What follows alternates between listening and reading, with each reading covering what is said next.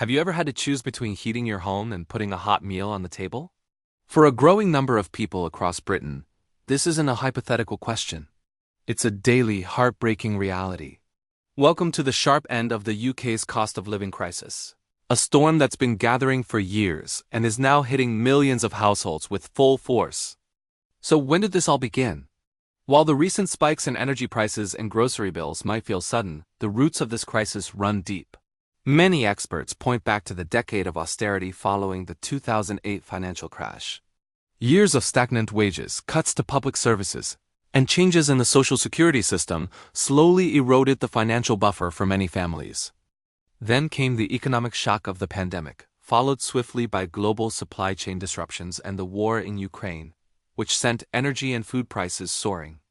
It was the perfect storm, and it hit a population already on shaky ground. The numbers are staggering. We're not talking about a small fraction of society. Recent studies suggest that millions are affected. The Joseph Rowntree Foundation reported that millions of households have had to cut back on essentials. Think about that for a moment. Millions of people in one of the world's richest countries are unable to afford basic necessities. This isn't just about foregoing luxuries. It's about skipping meals, sitting in the cold, and falling behind on rent. It's a crisis that cuts across demographics, affecting pensioners, working families, single parents, and even young professionals who once felt financially secure. Poverty isn't just a number on a spreadsheet. It's a lived, daily struggle. We're seeing a shocking rise in the number of people living in poverty, including in-work poverty. That means millions of people are going to work every day, sometimes juggling multiple jobs, and still not earning enough to make ends meet. Food banks, once intended as a short-term emergency stopgap, have become a regular feature of life for an alarming number of families. The Trussell Trust, one of the UK's largest food bank networks, has reported distributing record numbers of emergency food parcels. Each parcel tells a story of a parent who can't afford to feed their children or an elderly person choosing between electricity and food. This brings us to the core of the dilemma for so many, the impossible choice between rent and food. Imagine your monthly income arrives. The first and largest chunk is immediately swallowed by rent. Private rental costs have been climbing relentlessly, especially in major cities. After that, you have council tax, utility bills, which have seen unprecedented increases, and transportation costs. What's left is a pittance, an amount that's supposed to cover groceries for the entire month.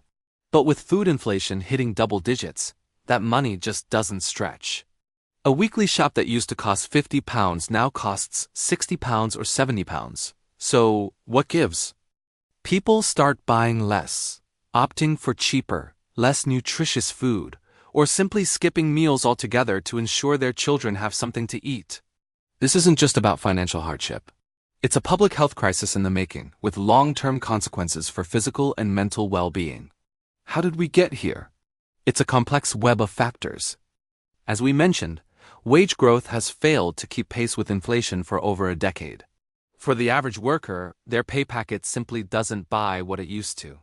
Secondly, the UK has become heavily reliant on imported gas for energy, making it vulnerable to volatile global markets. When international prices spike, that cost is passed directly onto consumers through their energy bills. Thirdly, our housing market is broken.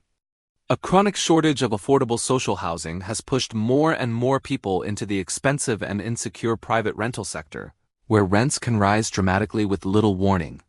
Finally, the social safety net, designed to catch people when they fall, has been weakened over years of cuts and reforms. Benefits have often failed to rise in line with the true cost of living, leaving the most vulnerable with an income that is simply not survivable. This isn't just an economic issue. It's a social one. The stress and anxiety of constant financial pressure take a huge toll on mental health. Relationships are strained, communities are weakened, and people's aspirations are crushed. The feeling of working hard but getting nowhere is deeply demoralizing. It chips away at the social fabric, creating a sense of unfairness and hopelessness. When people feel the system is rigged against them, it erodes trust in institutions and in the very idea of a fair society. So, what's being done? The government has introduced support packages, like the energy price cap and cost of living payments for those on low incomes. While these measures have provided a crucial lifeline for many, Critics argue they are often temporary fixes, like putting a plaster on a gaping wound, rather than addressing the deep-seated structural problems. Charities and community groups are working tirelessly on the front line, providing food, debt advice, and warm spaces. But they are overwhelmed, plugging a gap that a properly funded welfare state should be filling. Looking forward, the conversation needs to shift. We need to talk about long-term solutions. This includes building more affordable housing, investing in renewable energy to stabilize bills, and ensuring that the minimum wage is a genuine living wage that allows people to live with dignity, not just survive. It means strengthening our social security system so it acts as a robust safety net that truly protects people from poverty. The cost of living crisis is a defining challenge of our time. It's a story told in cold homes, on empty plates, and in the worried faces of parents across the country. Understanding its causes and its devastating human impact is the first step toward demanding and creating meaningful, lasting change. It's about building a country where no one has to choose between heating and eating. Thank you so much for watching and for taking the time to understand this critical issue. If this conversation resonated with you, please consider liking this video and subscribing to our channel for more in-depth content. Let us know your thoughts and experiences in the comments below. Take care, and we'll see you in the next one.